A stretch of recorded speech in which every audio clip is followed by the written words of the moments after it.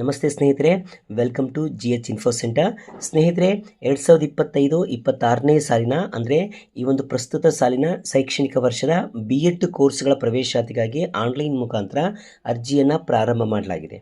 So ಯಾರೆಲ್ಲ BEd ಕೋರ್ಸ್ನ ಮಾಡಬೇಕು ಅಂತ ಅಂದ್ಕೊಂಡಿದ್ದೀರಿ, ನಿಮಗೀಗ ಇದೊಂದು ಒಳ್ಳೆ ಅವಕಾಶ ಅಂತ ಹೇಳ್ಬೋದು. ಯಾಕಂದರೆ ಸರ್ಕಾರಿ ಕೋಟಾದಡಿ ಪಡೆದುಕೊಳ್ಳುವಂತಹ ಸೀಟ್ಗಳಾಗಿರ್ತವೆ.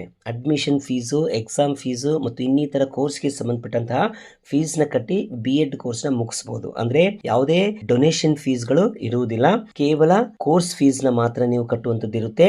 ಸೊ ಅದಕ್ಕಾಗಿ ಬೇಗನೆ ಆನ್ಲೈನ್ ಮುಖಾಂತರ ಅರ್ಜಿಯನ್ನು ಸಲ್ಲಿಸಿ ಮೆರಿಟ್ ಆಧಾರದ ಮೇಲೆ ಸೀಟ್ನ ಪಡೆದುಕೊಂಡು BEd ಕೋರ್ಸ್ನ ಪಡೆದುಕೊಳ್ಳಿ. ಸೊ ಈಗ ನಾವು ಈ ಒಂದು ವಿಡಿಯೋದಲ್ಲಿ ಇದಕ್ಕೆ ಸಂಬಂಧಪಟ್ಟಂತಹ ಎಲ್ಲ ವಿಷಯಗಳು, ಅಂದರೆ ಹೇಗೆ ಅರ್ಜಿ ಸಲ್ಲಿಸಬೇಕು ಮತ್ತು ಮುಂದೆ ಕೌನ್ಸಿಲಿಂಗ್ ಪ್ರೊಸೆಸ್ ಹೇಗಿರುತ್ತೆ ಹಾಗೂ ಯಾರೆಲ್ಲ ಅರ್ಜಿ ಸಲ್ಲಿಸಲು ಅರ್ಹರಿರುತ್ತಾರೆ ಅನ್ನುವಂತಹ ಈ ಕಂಪ್ಲೀಟ್ ಇನ್ಫಾರ್ಮೇಷನ್ಸ್ನ ತಿಳಿದುಕೊಳ್ಳೋಣ. ಸೊ ಅದಕ್ಕೂ ಮುಂಚೆ ತಪ್ಪದೆ ನಮ್ಮ ಚಾನಲ್ನ ಸಬ್ಸ್ಕ್ರೈಬ್ ಮಾಡಿ ಆಲ್ ನೋಟಿಫಿಕೇಶನ್ನ ಆನ್ ಮಾಡ್ಕೊಳ್ಳಿ.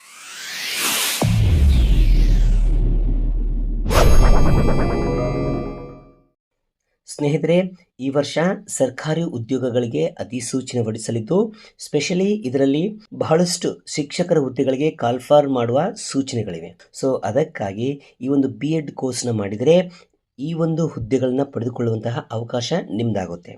ಅದಕ್ಕಾಗಿ ಈಗ ನಾವು ಈ ಒಂದು BEd ಕೋರ್ಸ್ನ ಹೇಗೆ ಪಡೆದುಕೊಳ್ಬೇಕು ಅನ್ನೋದ್ರ ಬಗ್ಗೆ ಚರ್ಚಿಸೋಣ. ಸೊ ಅದಕ್ಕೂ ಮುಂಚೆ ಮೊದಲು ಈ ಒಂದು ಕೋರ್ಸ್ಗೆ ಅಪ್ಲಿಕೇಶನ್ ಹಾಕಬೇಕಂದ್ರೆ ಏನು ಅರ್ಹತೆಗಳನ್ನು ಹೊಂದಿರಬೇಕು ಅನ್ನೋದ್ರ ಬಗ್ಗೆ ತಿಳಿದುಕೊಳ್ಳೋಣ. ಸೊ ಅರ್ಜಿ ಸಲ್ಲಿಸುವಂತಹ ಅಭ್ಯರ್ಥಿಯು ಕರ್ನಾಟಕದ ಕಾಯಂ ನಿವಾಸಿಯಾಗಿರಬೇಕು, ಪದವಿ ಅಥವಾ ಸ್ನಾತಕೋತ್ತರ ಪದವಿಯನ್ನು ಪಡೆದುಕೊಂಡಿರಬೇಕು, 1ನೇ ತರಗತಿಯಿಂದ PUC ವರೆಗಿನ ವಿದ್ಯಾಭ್ಯಾಸದಲ್ಲಿ 7 ವರ್ಷಗಳು ಕರ್ನಾಟಕದಲ್ಲಿ ವ್ಯಾಸಂಗ ಮಾಡಿರಬೇಕು, SSLC ಮತ್ತು PUC ಪರೀಕ್ಷೆಗಳನ್ನು ಕರ್ನಾಟಕ ರಾಜ್ಯದಲ್ಲಿ ಉತ್ತೀರ್ಣರಾಗಿರಬೇಕು, ಪದವಿ ಅಥವಾ ಸ್ನಾತಕೋತ್ತರ ಪದವಿಯಲ್ಲಿ 50% ಅಂಕಗಳನ್ನು ಪಡೆದುಕೊಂಡು ಅಥವಾ ತಾಂತ್ರಿಕ ಕೋರ್ಸ್ಗಳನ್ನು ಪಡೆದಂಥ ವಿದ್ಯಾರ್ಥಿಗಳು 55% ಅಂಕಗಳನ್ನು ಪಡೆದುಕೊಂಡಿರಬೇಕು.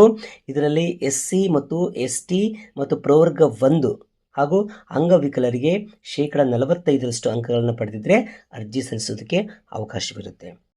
ಸೊ ಈ ರೀತಿಯಾದಂತಹ ಅರ್ಹತೆಗಳನ್ನು ಹೊಂದಿದವರು ಅರ್ಜಿಯನ್ನು ಸಲ್ಲಿಸಿ BEd ಕೋರ್ಸ್ನ ಮಾಡ್ಬೋದು. ನಂತರ ಈಗ ಈ ಒಂದು ಕೋರ್ಸ್ಗೆ ಅಪ್ಲಿಕೇಶನ್ ಹಾಕೋಕ್ಕೆ ಯಾವ ದಾಖಲೆಗಳು ಬೇಕು ಅನ್ನೋದ್ರ ಬಗ್ಗೆ ತಿಳಿದುಕೊಳ್ಳೋಣ. ಸೊ ಅರ್ಜಿ ಸಲ್ಲಿಸುವಂತಹ ಅಭ್ಯರ್ಥಿಯ ಒಂದು ಫೋಟೋ ಮತ್ತು ಸಹಿ, ನಂತರ Aadhaar card, SSLC marks card, PUC marks card, course complete ಆದ ಪದವಿ ಅಥವಾ ಸ್ನಾತಕೋತ್ತರ ಪದವಿ ಅಂದರೆ ಯಾವುದೇ ಡಿಗ್ರಿ ಮುಗಿಸಿದ ಒಂದು ಮಾರ್ಕ್ಸ್ ಕಾರ್ಡ್, ನಂತರ ಕನ್ನಡ ಮಾಧ್ಯಮದ ವ್ಯಾಸಂಗ ಪ್ರಮಾಣ ಪತ್ರ ಅಂದರೆ ಕನ್ನಡ ಮೀಡಿಯಂನಲ್ಲಿ ಓದಿದವರಿಗೆ ಮಾತ್ರ, ಇನ್ನು ಗ್ರಾಮೀಣ ವ್ಯಾಸಂಗ ಪ್ರಮಾಣ ಪತ್ರ ಅಂದರೆ ಗ್ರಾಮೀಣ ಭಾಗದಲ್ಲಿ ಓದಿದ್ರೆ ಮಾತ್ರ, ನಂತರ ಜಾತಿ ಮತ್ತು ಆದಾಯ ಪ್ರಮಾಣ ಪತ್ರ. ಸೊ ಇಷ್ಟು ದಾಖಲೆಗಳನ್ನು ತೆಗೆದುಕೊಂಡು ಸರಿಯಾದ ರೀತಿಯಲ್ಲಿ ಅರ್ಜಿಯನ್ನು ಫಿಲ್ ಮಾಡಬೇಕು. ಓಕೆನಾ?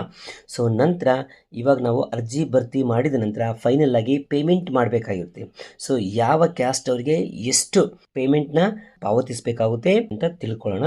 ಸೊ SC ST ಪ್ರವರ್ಗ 1 ಈ ಒಂದು ಕೆಟಗರಿಗೆ ಸೇರಿದಂತಹ ಅಭ್ಯರ್ಥಿಗಳು 100 ರೂಪಾಯಿಗಳ ಅರ್ಜಿ ಶುಲ್ಕವನ್ನು ಪಾವತಿಸಬೇಕಾಗುತ್ತೆ. ಇನ್ನುಳಿದ ಯಾವುದೇ ಕ್ಯಾಸ್ಟ್ನ ಎಲ್ಲ ಅಭ್ಯರ್ಥಿಗಳು 300 ರೂಪಾಯಿಗಳ ಅರ್ಜಿ ಶುಲ್ಕವನ್ನು ಪಾವತಿಸಬೇಕಾಗಿರುತ್ತೆ. ನಂತರ ಅಂಗವಿಕಲ ಅಭ್ಯರ್ಥಿಗಳಾಗಿದ್ದರೆ ಯಾವುದೇ ಅರ್ಜಿ ಶುಲ್ಕವನ್ನು ಪಾವತಿಸುವಂತಿಲ್ಲ, ಇವರಿಗೆ 0 ಅರ್ಜಿ ಶುಲ್ಕವಿರುತ್ತೆ. ಇನ್ನು ಈ ಒಂದು BEd ಕೋರ್ಸ್ಗಳಿಗೆ ಆನ್ಲೈನ್ ಮುಖಾಂತರ ಅರ್ಜಿ ಸಲ್ಲಿಸೋದಕ್ಕೆ ದಿನಾಂಕಗಳನ್ನು ನಿಗದಿಪಡಿಸಲಾಗಿದೆ.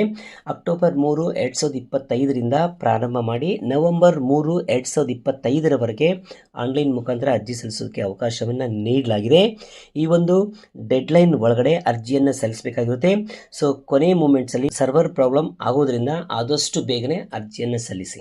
ಓಕೆನಾ ಸ್ನೇಹಿತರೆ, ಈಗ ನಾವು ಅರ್ಜಿ ಸಲ್ಲಿಸಿದ ನಂತರ ಮುಂದೆ ಯಾವ ರೀತಿ ಪ್ರೋಸೆಸ್ ಇರುತ್ತೆ ಅನ್ನೋದ್ರ ಬಗ್ಗೆ ತಿಳಿದುಕೊಳ್ಳೋಣ. ಸೊ ಯಾರೆಲ್ಲ ಅಭ್ಯರ್ಥಿಗಳು ಆನ್ಲೈನ್ ಮುಖಾಂತರ ಅರ್ಜಿ ಸಲ್ಲಿಸಿರ್ತೀರೋ, ಸೊ ಅರ್ಜಿ ಸಲ್ಲಿಸಿದ ನಂತರ ನಿಮಗೆ ಮೆರಿಟ್ ಆಧಾರದ ಮೇಲೆ ಫಸ್ಟ್ ರೌಂಡ್, ಸೆಕೆಂಡ್ ರೌಂಡ್ ಮತ್ತು ಥರ್ಡ್ ರೌಂಡ್ ಅಂತ 3 ರೌಂಡ್ಗಳ ಮುಖಾಂತರ ಕೌನ್ಸಿಲಿಂಗನ್ನು ಮಾಡಿ ಆನ್ಲೈನ್ ಮುಖಾಂತರ ನಿಮಗೆ ಸೀಟ್ ಅಲಾಟ್ಮೆಂಟ್ ಮಾಡಲಾಗುತ್ತೆ.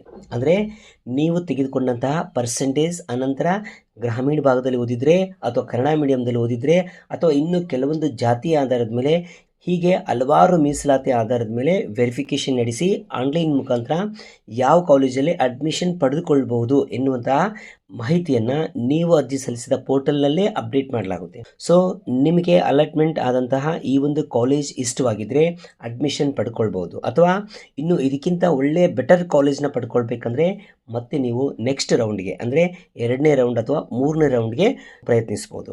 ಹೀಗೆ 3 ರೌಂಡ್ಗಳ ಒಳಗಡೆ ನಿಮಗೆ ಇಷ್ಟವಾದಂತಹ ಕಾಲೇಜ್ಗೆ ಅಡ್ಮಿಷನ್ನ ಪಡೆದುಕೊಳ್ಬೇಕಾಗುತ್ತೆ. ಸೊ ಈ ರೀತಿಯಾದಂತಹ ಒಂದು ಪ್ರೋಸೆಸ್ನ ಅನುಸರಿಸಿದರೆ ನೀವು B.Ed ಕೋರ್ಸ್ನ ಕಂಪ್ಲೀಟ್ ಮಾಡಬಹುದು. ಇನ್ನು ಹೆಚ್ಚಿನ ಮಾಹಿತಿ ಬೇಕಂದ್ರೆ ನಮ್ಮ ಈ ಒಂದು ವಿಡಿಯೋದ ಡಿಸ್ಕ್ರಿಪ್ಷನಲ್ಲಿ ನೋಟಿಫಿಕೇಶನ್ ಲಿಂಕ್ನ ಕೊಟ್ಟಿರ್ತೀನಿ. ಆ ಒಂದು ಲಿಂಕ್ನ ಕ್ಲಿಕ್ ಮಾಡಿಕೊಂಡು ಒಂದು ಡೀಟೇಲ್ಸ್ನ ಪಡ್ಕೊಳ್ಬೋದು. ಓಕೆ ಸ್ನೇಹಿತರೆ, ಇನ್ನು ಮುಂದಿನ ವಿಡಿಯೋದಲ್ಲಿ ಈ ಒಂದು B.Ed ಕೋರ್ಸ್ಗೆ ಯಾವ ರೀತಿ ಅಪ್ಲಿಕೇಶನ್ ಸಲ್ಲಿಸಬೇಕು ಅನ್ನೋದ್ರ ಬಗ್ಗೆ ತಿಳಿಸ್ಕೊಡ್ತೀವಿ. ಸೊ ತಪ್ಪದೆ ನಮ್ಮ ಚಾನಲ್ನ ಸಬ್ಸ್ಕ್ರೈಬ್ ಮಾಡಿ. ಮುಂದಿನ ವಿಡಿಯೋದಲ್ಲಿ ಮತ್ತಷ್ಟು ಮಾಹಿತಿಗಳ ಜೊತೆ ಮತ್ತೆ ಸಿಗೋಣ. ಧನ್ಯವಾದಗಳು.